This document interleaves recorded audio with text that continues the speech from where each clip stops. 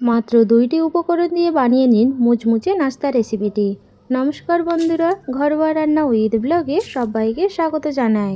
Fry pan গরম করে তার মধ্যে 1 চামচ মতো সাদা তেল দিয়ে দিলাম। তেল গরম হয়ে গেলে এর মধ্যে 1 চা চামচ গোটা জিরা দিয়ে কিছুক্ষণ ভেজে নেব। জিরা ভেজে নেওয়ার পর এর মধ্যে 1 কাপ সুজি দিয়ে দিলাম। সুজি দেওয়ার পর একদম লো ফ্লেমে 2 মিনিট মতো নাড়াচাড়া করে নেব। আর সুজির যেন কালার চেঞ্জ না হয়ে যায় সেদিকে খেয়াল রাখতে হবে। অনবরত এইভাবে নাড়াচাড়া করে নেওয়ার পর এর মধ্যে 1 চামচ ডেসিকেটেড কোকোনাট দিয়ে দিলাম। এটা অপশনাল, আপনারা চাইলে নাও দিতে পারেন। দিয়ে ভালো করে মিশিয়ে নেব। কিছুক্ষণ এইভাবে মিশিয়ে নেওয়ার পর এর মধ্যে জল দিয়ে দেব 1.5 কাপ। 1 বাটি সুজির জন্য এখানে 1.5 কাপ জল ব্যবহার করতে হবে। দিয়ে দেওয়ার পর লো ফ্লেমে এটা অনবরত নাড়াচাড়া করতে থাকবো। আর সুজি খুব তাড়াতাড়ি জল অ্যাবজর্ব করে নেয়, সেই জন্য একদম লো ফ্লেমে অনবরত নাড়াচাড়া করতে থাকবো যতক্ষণ না পর্যন্ত সুজি ডো শেপে চলে আসছে। এই পর্যায়ে দেখুন সুজি ডো শেপে চলে এলে ফ্লেম অফ করে এটাকে ঢাকা দিয়ে রাখবো 2 মিনিটের জন্য। 2 মিনিট পর ঢাকনা সরিয়ে দিচ্ছি, দিয়ে আবারও ভালো করে নাড়াচাড়া করে নেব। আজকের রেসিপিটি ভালো লাগলে অবশ্যই একটা লাইক দিয়ে কমেন্টে জানাবেন। ভালো করে মিশিয়ে নেওয়ার পর এর মধ্যে আলু সেদ্ধ দিয়ে দেব। এইভাবে গ্রেট করে দিয়ে দিচ্ছি। আলু আগে থেকে সেদ্ধ করে নেওয়ার পর এটা ঠান্ডা করে নিয়েছি।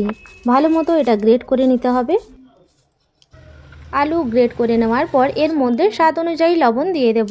সুজির মধ্যে আলু খুব ভালোভাবে গ্রেট করে নেওয়া হয়ে গেলে এটা ভালো করে স্প্যাচুলার সাহায্যে মিশিয়ে নিচ্ছি।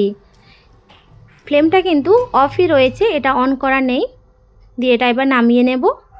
সুজি একদম হালকা গরম রয়েছে, সেই অবস্থাতেই 1/2 চা চামচ সাদা তেল দিয়ে দিলাম। তেল দিয়ে দেওয়ার পর ভালো করে সুজির সাথে মিশিয়ে নিচ্ছি।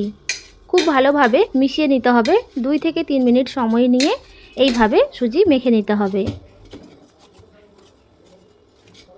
এই পর্যায়ে দেখুন সুজি খুব সুন্দরভাবে মাখিয়ে নেওয়া হয়ে গেলে এটা একটা পাত্রের মধ্যে নিয়ে নিচ্ছি। দিয়ে হাতের মধ্যে অল্প সাদা তেল মেখে নিলাম। দিয়ে সুজির মিশ্রণ থেকে লেচি কেটে এইভাবে গোল করে নেব।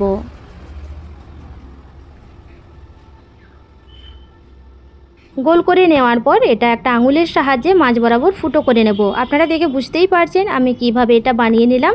ওই একইভাবে বাকি মিশ্রণ থেকে সুজি জিরা ডোনাট রেডি করে নেব। আমি এখানে সুজি জিরা ডোনাটের শেপগুলো ছোট সাইজের করেছি, আপনারা চাইলে বড় সাইজেরও বানিয়ে নিতে পারেন।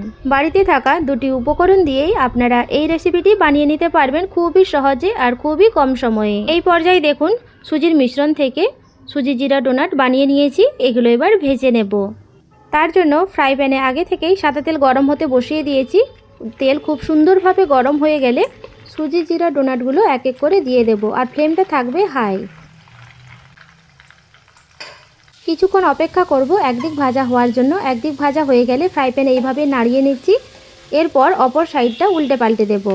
এই রেসিপিটি এতটাই টেস্টি হয়, ছোটদেরকে তো আটকানোই যাবে না, তার সাথে সাথে বড়দেরকেও আটকানো যাবে না। হাই ফ্লেমে উল্টে পাল্টে সুজি জিরা ডোনাটগুলো ভেজে নিচ্ছি। এই রেসিপিটি আপনারা একবার হলেও আমার মতো করে বানিয়ে দেখবেন, আশা করি আপনাদের অনেক ভালো লাগবে। এই পর্যায়ে দেখুন সুজি জিরা ডোনাটগুলো খুব সুন্দরভাবে ভাজা হয়ে গেলে এগুলো এবার তেল থেকে ছেঁকে তুলে নিচ্ছি।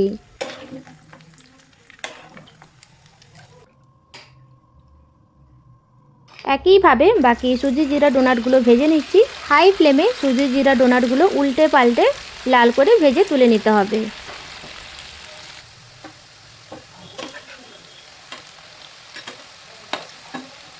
আমার চ্যানেলে নতুন বন্ধু হলে চ্যানেলটি সাবস্ক্রাইব করার অনুরোধ রইল। আর পাশে থাকা বেল আইকনটি অন করে রাখবেন সবার প্রথমে নোটিফিকেশান পাওয়ার জন্য। ভেজে নেওয়া হয়ে গেলে একটা পাত্রের মধ্যে তুলে নিচ্ছি। আর আপনারা আওয়াজটা শুনে বুঝতেই পারছেন কতটা ক্রিস্পি হয়েছে আর দেখতে কতটা লোভনীয় হয়েছে। এর টেক্সচারটা দেখুন, বাইরে মুচমুচে আর ভেতরটা নরম। আমার এই রেসিপি আপনাদের ভালো লাগলে অবশ্যই একটা লাইক দিয়ে কমেন্টে জানাবেন। আজ তাহলে এই পর্যন্ত, দেখা হবে নতুন একটা রেসিপি নিয়ে। সবাই ভালো থাকবেন, সুস্থ থাকবেন।